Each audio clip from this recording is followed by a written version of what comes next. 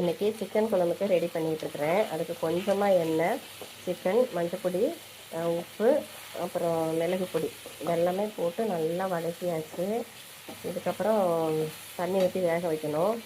இந்த சைடு ஒரு பூண்டு, 2-3 குட்டி தக்காளி, அப்புறம் கொஞ்சமாக வெங்காயம், தேங்காய், கருவேப்பிலை இதெல்லாம் வதக்கி வச்சுருக்குறேன். இது கொஞ்சம் அண்ணி ஊற்றி விட்டுடலாம், வேறு அடி பிடிக்கிற மாதிரி இருக்கும். அப்புறம் இதை ஆட்டியும் ஊற்றிக்கலாம்.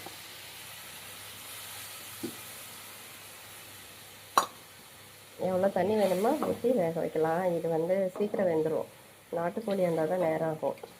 அதனால்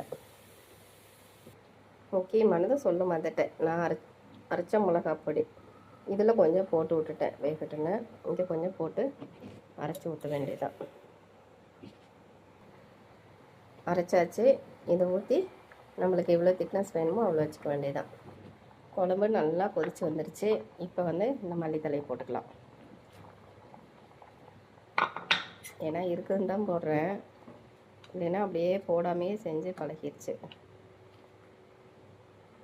இப்போ தான் பக்கத்தில் ஒரு காய் கடை இருக்குன்ட்டு மல்லித்தலையெல்லாம்